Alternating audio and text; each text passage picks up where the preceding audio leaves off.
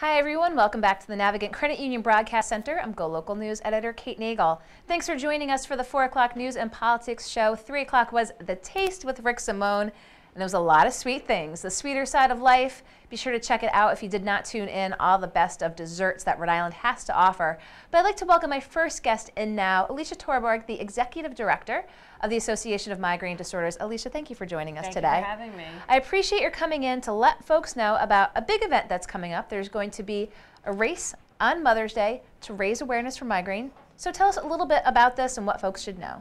So not only am I the Executive Director of the Association of Migraine Disorders, but I'm also a migraine patient.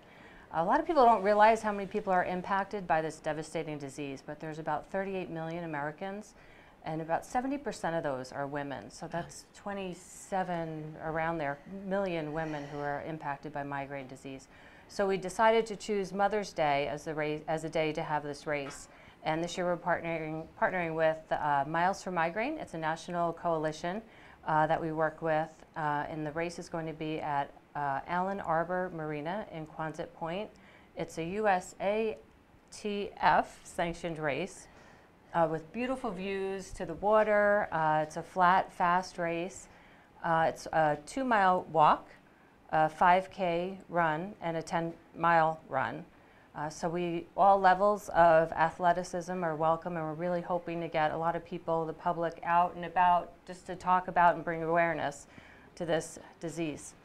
So where are things right now in terms of treatment and advancements in helping sufferers with migraine?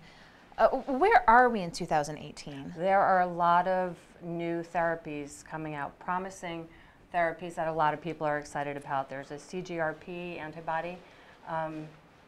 There are about 38 million people that are really excited about seeing this. But my advice to people with migraine is don't give up. There are so many people out there that are desperate, and there are so many different kinds of migraines. There are vestibular migraines, ocular migraines, abdominal migraines. So they affect your balance and your vision and your stomach. Like 50% of people don't even realize that they have migraines. They may not even be diagnosed. And there are so many people out there that are just suffering terribly. My advice to people always is keep trying, keep seeing different doctors, try alternative therapies, but just keep searching. And of course, you know, migraine sufferers, we all know some, you being affected yourself, I mean, can just impact all aspects of life, from work to family life. Do you think employers, where we are at this stage in time, does it vary, have an understanding about the impact that it has on workers? It's a huge impact on workers, and there are a lot of things that the workplace can do to help workers, as far as like fragrance and perfumes, lighting, glare, noise, rooms that are quiet that people could go to. It's terrible. A lot of people end up going to work either while they're in so much pain, so they're operating maybe at 70%, or they're on medications that are making them groggy. But there are things that the workplace can do. And so raising awareness for workers as well. Family members and friends dealing with folks who have migraine, what's your suggestion to them? Offer help. See how you can be helpful, and understand if people cancel events, it's nothing personal. They just, you know, they come. It could be on a wedding day. It could be on the most important day of your life. You just never know when it's going to be. But you know, people try their hardest to do what they can to muddle through with them.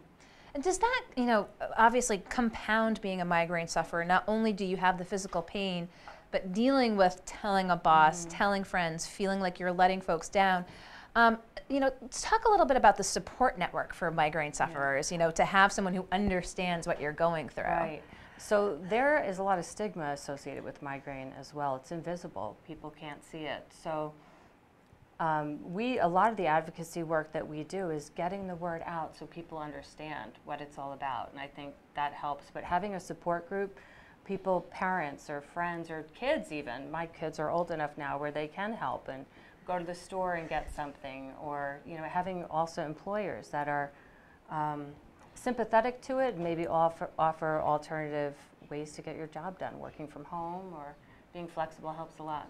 Do you think we've come a long way? You talk about ways in which employers and workplaces and family and friends can help out, but being involved with the association, raising all this awareness, have we made strides with awareness? Absolutely. So we're involved in different coalitions, and it's amazing how people can work together and gather all your resources instead of constantly recreating the wheel, but work together and try to help people. So our website, I was at a point where I thought I know almost everything there is to need to know from a patient standpoint.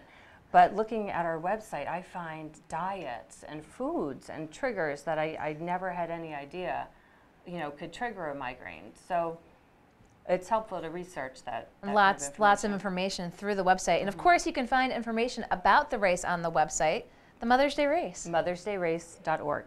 It's pretty easy to remember. But of course, let's just go back to it, impacting women. That was the decision to hold it on Mother's Day, to talk about women in your life who might be impacted by migraine. Right. So that's my gift from my kids. They're all volunteering that day. So we really hope to have a great turnout. Okay, and again, USATF certified if you're looking for a flat and fast and scenic race. There'll be music and food and lots of people. And here's hoping, come May, that we get some spring weather here in Rhode Island. We're all crossing our fingers.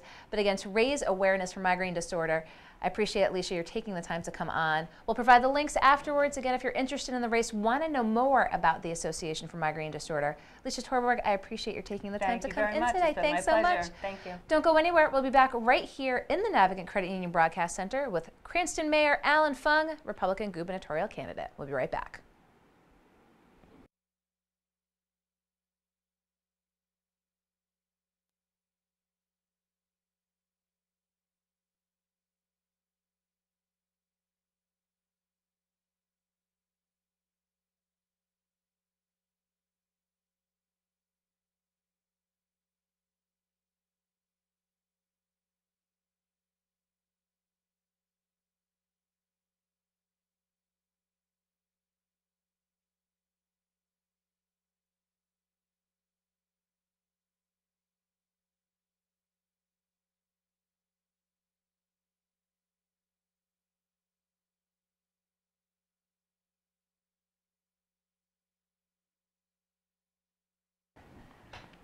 Hi everyone, welcome back to the Navigant Credit Union Broadcast Center. I'm GoLocal News editor Kate Nagel. I'd like to welcome my next guest. He's been here before, Cranston Mayor Alan Fung, Republican gubernatorial aspirant. Thank you for coming in today. Thanks, Kate. Always a pleasure to be back in Providence. To come into the city of Providence, representing Cranston. And today specifically, I want to talk with you about the economic plan you recently unveiled.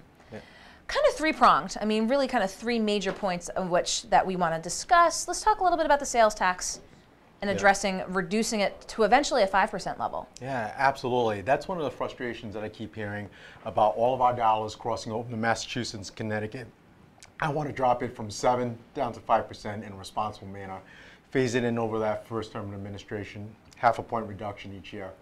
And of course, I mean, you must be looking at other states' examples of doing so, because the economics of it are lowering the sales tax with the hopes of some more receipts, but of course the balance of the loss of the tax receipt. So, I mean, do you have those ledger sheets, again, what that looks like, how to move it down from 7 to 5? Absolutely. It's probably going to be about $70 million per year, but and that's why we're doing it in a responsible manner and making sure that we, first of all, stop the bleeding, keep some of those revenue dollars right here in East Providence, Woonsocket, Tiverton, so that people aren't crossing over into Massachusetts. Once you stop that bleeding, that produces more dollars, not only through your sales tax coffers, but most importantly also in a lot of the local economy. On top of that, we're going to make cuts. We're going to have to reform the way how we do business in our state government because it's not working. I've heard so many business owners complain about Commerce Corporation. They feel forgotten. This corporate welfare approach the governor has taken really is sending millions of dollars out to these big corporations that really don't need the help. Let's keep some of those dollars, shake things up there, and also make cuts in personnel throughout state government, reform, find efficiencies, and get rid of some of these bloated six-figure jobs that this governor loves to give to our out-of-state friends. And let's talk again a little bit about the sales tax reduction. Talking with folks across the aisle, if you will, your Republican mayor, Republican candidate, Do you think that you would be able to push this through the Assembly? No, absolutely. I've done that in Cranston. There's ways that you have to put forward, and this one I believe in. Those three components of my business plan are designed to drive this economy, especially the small businesses that are here, the lifeblood of our economy, and really push them, to help them out, keep some of those dollars locally, and help this local economy. Working with the General Assembly, pushing that forward year after year, we're going to find the efficiencies in state government. We have to. Our economy, our lifeblood, our jobs, and keeping jobs for the next generation is critically important. This will make our small businesses feel like they have a partner in our governor's office, in our state government. Let's talk a little bit before we go to the next prong, Mayor, of folks going across state lines. You talk about the sales tax. Now, we have seen in Rhode Island here, the Marijuana Study Commission has met several times throughout this year. Again, does not look like anything's going to happen this assembly session for obvious reasons, but if you were to take office, and again, we're looking at legalization in Massachusetts, and what folks say are both the costs, the revenue boost, but also costs associated with it. I mean, how would you approach marijuana legalization? Well, I certainly wouldn't approach it the way this governor is doing. While I'm a supporter of medical marijuana, the increase from 3 to now proposed 15, compassion centers throughout the state of Rhode Island is nothing more than a money grab. She's just looking for revenues. In fact, not only just on marijuana, also betting on online gambling and a Supreme Court case that hasn't even been decided. But with that being said, we are taking a very careful look at the total legalization question. I know it's an important issue, especially in the minds of many millennials. I'm taking a look at it. I'm open to it. However, I do have some current concerns that need to be addressed. First of all, those that are under 18 years old, making sure that there's some type of controls on that front. And also from an employment aspect, where we need to make sure, whether from an enforcement, people that have these jobs that require them not to be, say, high or drunk, while they're working. And even from law enforcement standpoint, there hasn't been a test developed. We need to really make sure that we have all these components before I can, put my full stamp of approval on this. And do you think we're at a crossroads as well as we look to the federal government, what we've seen from Jeff Sessions, and what we've seen here in Rhode Island as well? GoLocal did a story about a compassion center worker who wasn't able to get an FHA-backed mortgage by lieu of having marijuana-based income. As this, you talk about betting on sports betting, but of course there's a huge question mark as it pertains to the feds. And there's a huge question mark because many of the compassion centers, many of the businesses that surround, even on the medical marijuana side, can't get banking through any federally insured banks. So that's one of the conundrums that a lot of the people that are in this business have to get through, get over, and that's find pathways to deal in this type of economy. And that's some of the struggles that I'd rather take a thoughtful approach, see how Massachusetts transition goes, other states' transitions, before we jump head in, because there are a lot of concerns that I still have. There are indeed. Let's keep going down your economic plan, Mayor. Let's talk about, you're looking at fees. You want Rhode Island to have the lowest fees in all of New England. In your release, you talked about some of the other examples. How many fees are we talking? I mean, if we're going through the ledger sheet here, there's going to be a lot. Kate, when I put this out, I was channeling my inner Ed Tarbox, inner Al Cerrone, because it's Fung's low fee guarantee that we're bringing to you. But it's something that's important. During the first 6 months of that administration, I want to put people back to some semblance of reasonableness, because we've seen year after year increases in fees, whether it's business licenses, professional licenses, permit fees that people have to pay for their businesses. Let's put some of those dollars back so that we are the lowest in New England, compete with a lot of our neighbors, and make sure that those professionals know that they have a partner and not always looking to take money out of their pockets and keep it with them so that they can either spend it in the local economy or invest it back in their business. And let's talk, we just talked about reducing the sales tax and that initial upfront sort of cost associated with it. Have you gone through, do you know what that would look like? I mean, obviously the plan is to get more businesses to be established here, but again, reducing those fees, do we know but the cost structure associated with that? No, it's about $70 million per year, because 0.5% is approximately $70 million. We'll do it in a responsible way over the course of each successive budget. We'll find the appropriate cuts, and obviously it's not static. It's not a plain 70 million that is going to be just a straight drop in revenue. And the 70 million is the sales tax. What about the Correct. fees, dropping the fees? Oh, okay. That's one of the ones that we'll have to take a look at. Depending there's a on lot the to go different through. fees. There's a lot to go through. But when you take a look at just the articles of incorporation, $230 here in Rhode Island, $100 up in New Hampshire.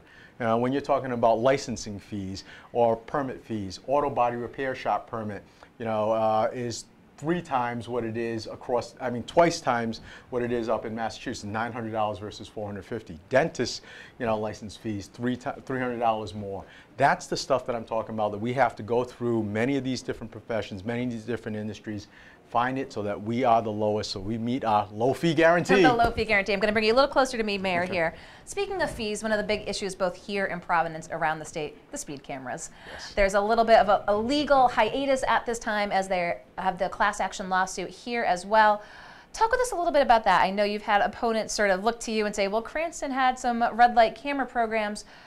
Should we have these and should they be implemented in the way they currently are? First of all, my opponents are lying. We have never ever had any speed cameras in Cranston, any red light cameras in Cranston, not even on the bus those bus cameras for running those lights. So there are no cameras in Cranston because we welcome individuals into the city. We don't even have parking meters in Cranston. So for my opponents to kind of make stuff up about us having cameras, that's absolutely not true. I don't believe in them. And under my administration, I would not be supporting, these type of measures for enforcement in our state. I mean, how do you think it looks here in Providence? We've seen, again, folks, you're running for governor, but of course, as Providence goes, so goes the rest of the state, as we know. But again, the parking meters, the speed cameras, I think a lot of folks are feeling sort of under pressure that they're being nickeled and dimed. Exactly. It's another fee from, like you said, the parking meters. Nickeled and dimed, $95. That's nickeled and dimed and Benjamin. And even more. They feel like they're getting really whacked, and that is a big concern because you can't create an economy that way. When you're coming into Cranston, a lot of the places are free parking.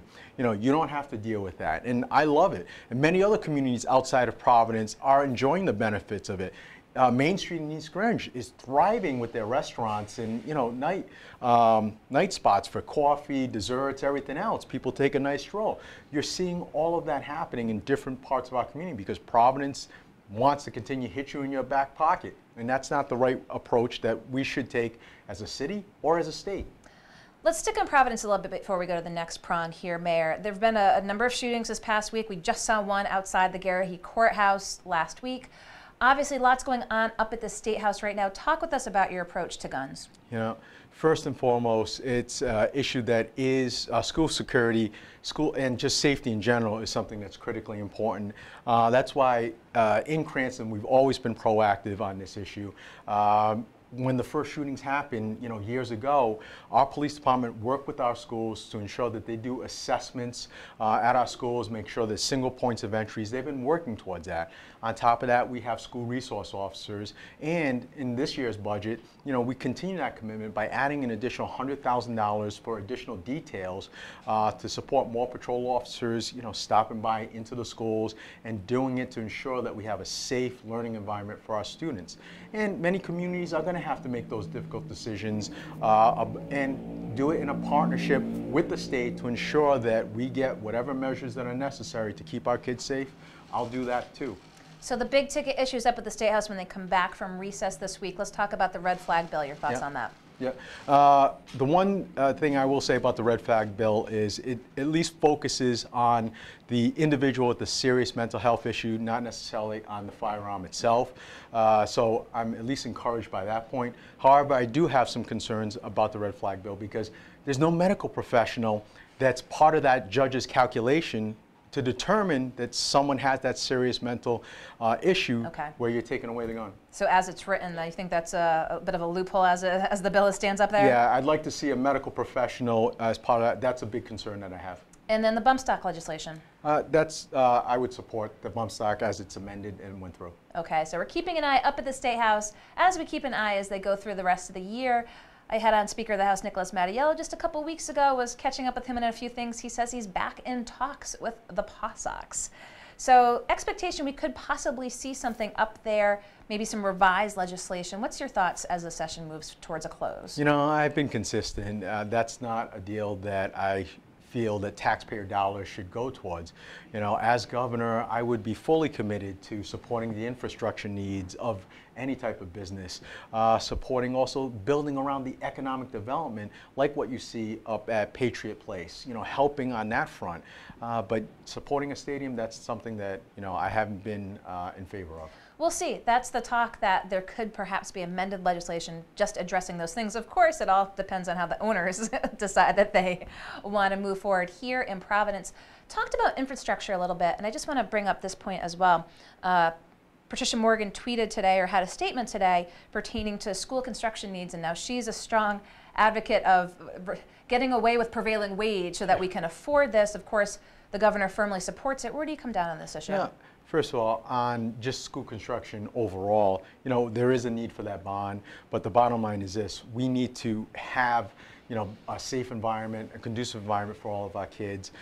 With the construction aspect, each of the dollars that we can do most efficiently and put it towards construction and getting those dollars to build the schools is where we'll do it. I found a lot of efficiencies in Cranston, supported both, you know, open shops as well as union shops in any type of environment. They both have a place, especially when you have a bustling economy. Everyone can live together and work, and that's my goal in Cranston. So you would not go as far as to say what Rep. Morgan's saying is to do away with the prevailing wage? Yeah. Look, under my scenario, when you have a healthy environment in the state, you can basically have both open shops as well as union shops competing for, you know, the work that's going to be done. And with all this construction, you're going to need both of them. We certainly have a lot of work to be done on the construction front. And speaking of work, one of the other prongs of your economic plan is to have a business concierge department basically here in the state. Talk with folks a little bit what that looks like. You know, the concierge program is going to be similar to what we have in Cranston already. You know, unlike the state where it's so bloated with so many people of commerce, my economic development department only has 2 individuals. But those individuals focus on the small businesses. When they come in with a project, whether it's the new person coming in looking to start up their business or someone doing an expansion, they'll sit with them, work with them, walk them through all the different departments, meet with all the different department directors, and guide them throughout the process from then to the ribbon cut or first shovel on the ground. And that's one of the things that we need to do better of at the state, because I've heard from so many small businesses throughout the state that, you know, this is a commerce corporation that doesn't care about them. They see the millions of dollars going for a small amount of jobs to these out-of-state or large corporations, and they just feel left out as the little guy. We need to return that back, and that business concierge program is one way that we're going to do that. But most importantly, focus on the next generation, the millennials. You've got so much talent coming out of Johnson Wales, Bryant, our state institutions that want to start their own business. And if we can have that concierge program help them find access to capital, get them started, part of the low fee guarantee, let's get rid of the fees for the first year for them, because we all know that those first 3 years are the make and break for any new business. Would this concierge program be housed in Commerce? Where would this physically kind of reside in your estimation? Ultimately, it's going to reside wherever economic development, because I am going to shake up Commerce Corporation. I'm still debating whether we're going to keep it, you know, separate, or whether we bring it back into state government. You know, that's a decision that has to be made. Ultimately, I firmly believe as governor, just like I am as mayor, I'm responsible for the entire state, including its business environment.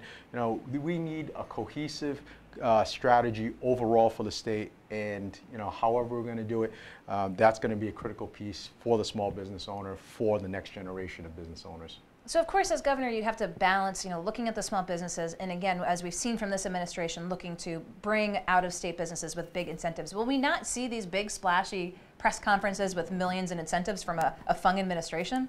Well, I'm going to be judicious, because I'm not sitting here saying we should never ever use incentives, because it has a place. We've used some in Cranston as well, but we also have to make sure that we have some accountability standards as well. We've seen, you know, some of these millions go to many of the big corporations, and you question whether or not the jobs actually follow and then stay here. And that's what we have to continuously do, and that's what I expect from my directors in that administration, is to keep on tab, follow it, and be judicious in its use. And finally, we're here in the shadow of the Superman building. GoLocal did just a piece this week. It's been 5 years since it's been vacant. What needs to be done with the Superman building? You know, there is a lot that needs to be done. You know, first and foremost, it's a unique shaped building, and that's one of the things that a good way of putting it. You know, but it's an icon too. So we have to find and repurpose its use and basically sell it to many of the individuals as a business potential, but make sure that it's cost effective for them to, you know, be into that footprint. Well, it's, again, as you said, an icon here in Providence. GoLocal did this right. It's been 5 years. I think I put you through the paces with the economic plan. Is there any stone I left unturned? No, basically, you know, that low fee guarantee is going to help turn Rhode Island around. You know, that's my commitment. We've turned Cranston from what I first inherited to one of the best places to live in America. That's my promise to all of you. I want to take Rhode Island from the abysmal business rankings, high tax burden state that it is, to one of the best places to live in our country. So we saw the economic plan released this week. What next from the Fund campaign? You're going to hear a lot more, from my government reforms to my education plans. There's going to be a lot more that we're going to talk about over the course of time, because there's a lot of important issues, a lot of issues that impact Rhode Islanders, and my commitment is to make sure that we put the best plan possible based upon what I'm hearing from many of you about the issues that are, you know, really hurting many of you out in the neighborhoods. Well, I appreciate your taking the time to come in. It sounds like we're going to have you in fairly soon on some more issues. So I appreciate your coming into Providence. Be slow around those speed cameras. GoLocal did just put up. Former Mayor Angel Taveras got a ticket. City Solicitor Jeff Dana got a ticket. It's there's a lot of them out there, so go slow around the school zones. Absolutely. Mayor Alan Fung, I appreciate your taking the time to come in today. Steve. We'll talk soon. Okay. Okay, thank you. We'll be right back with our next guest. Don't go anywhere.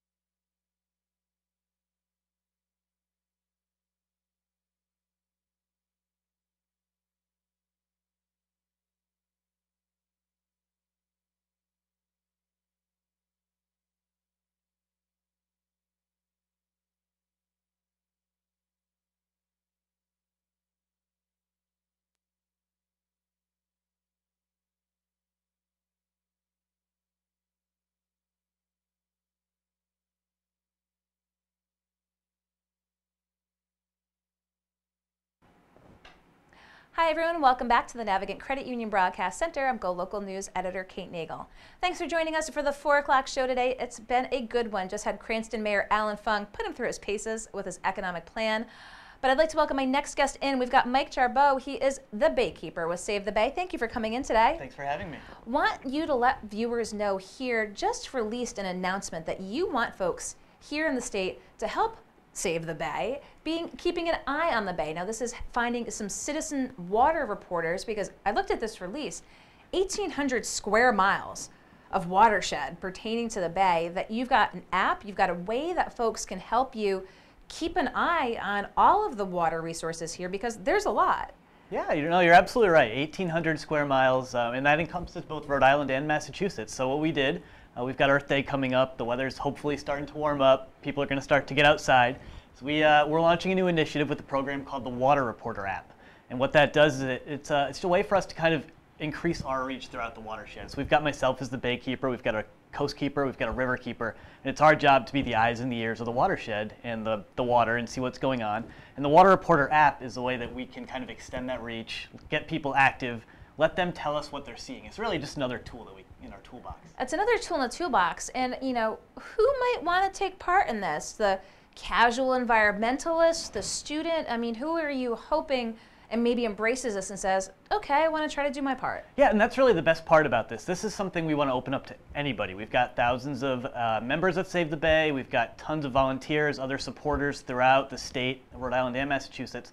And this is really just a simple way that anybody who cares about the water, you know, whether you're on the water every day, you're a fisherman, you're some kind of mariner, you see something going on, whether you walk your dog every day at the same part of the beach. We might not be able to get there. We might not know what's going on. So what this app does is it gives you a chance to, you know, say, here's what I'm seeing. I know what happens in my little piece of the bay, my little piece of the watershed, and I'm seeing something and I want Save the Bay to know about it so they can reach out to us. So an app maybe you download on your phone, what can one expect? Is it up and running now? If I went down to Second Beach right after the show and started to upload it, it's up and running. It's up and running. It's actually been up and running for a while, and people have actually found it and been using it, and we found it extremely useful. So very simple to download. I know it's another app, but this provides us on the back end so many extra tools to analyze trends and everything. But people can download. It's called the Water Reporter app. It's available on iOS and Android. You can also visit savebay.org/waterreporter. We've got some guidance, a link to download it. Really, you sign up. It takes just a minute or two. You sign up to the Save the Bay group and you can immediately start taking pictures. And the great thing about this app is the pictures that you take, you can tell us what you're seeing out there, and it also automatically locates it with GPS. So we know where things are, we can get to somewhere if we have to, and it really helps us look at long-term trends so we can identify hotspots and places that we need to take action. What do you anticipate, you said folks have been using it already, or maybe some of the concerns, whether it's algae blooms or water levels? I mean, what types of things sort of bubble up to that level of folks that might, as they're walking the dog, say, I want to let them know about what I'm seeing? Yeah, we really don't want to limit it. So anything, you know, you mentioned that, any sight, any sound, and it doesn't have to be bad stuff. Obviously, there's, you know, that we had a lot of really heavy storms. There's trash all over the beach, and we're starting our cleanup season. We've already had several Earth Days, a huge push for us to get out there and start cleaning up our beaches, get ready for the season.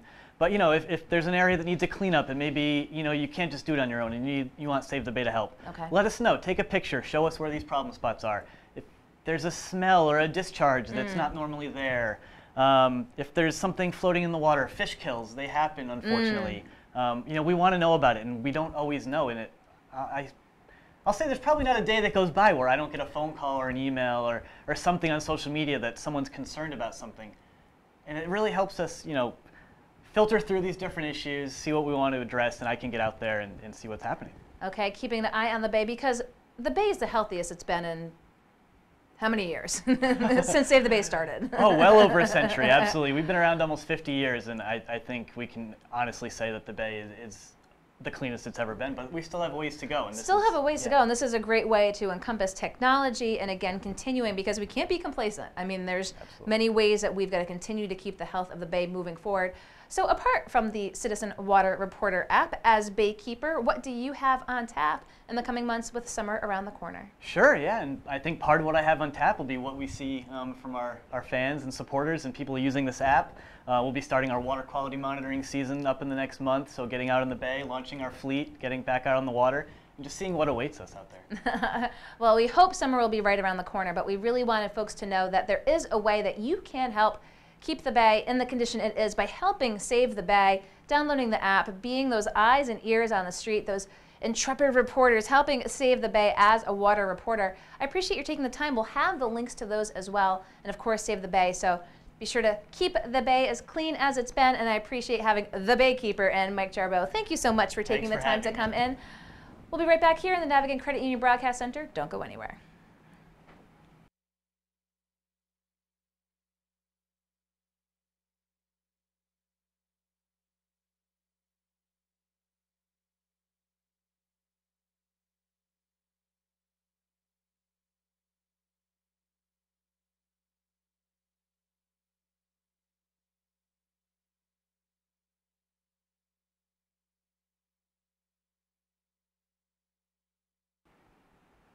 Hi everyone, welcome back to the Navigant Credit Union Broadcast Center. I'm GoLocal News Editor Kate Nagel. Thanks for joining us for a great lineup of shows today. 3 o'clock was The Sweeter Side of Life with Rick Simone on the Taste. Some great desserts here in Rhode Island. Be sure to check out that show. And of course, 4 o'clock, News and Politics, talking with the Association of Migraine Disorders. There is a Mother's Day race taking place this year to raise awareness, because as we were told, migraines affect predominantly women. We'll have links for that up as well. Cranston Mayor Alan Fung, appreciate is taking the time to come in. Did just release his economic plan. He's got more to release as well, but put him through his paces when he was in. And then Mike Jarboe with Save the Bay. They're looking for people to help them out as citizen water reporters. You can download an app, let them know what you're seeing, and help keep the bay clean. We'll be up at the State House tomorrow with politics and news. We've got Secretary of State Nellie Gorbea and more joining us up there. We look forward to seeing you back on live, but of course, stay tuned to GoLocalProv.com and on Facebook for the latest in news, politics, lifestyle, and sports. I'm GoLocal News Editor Kate Nagel.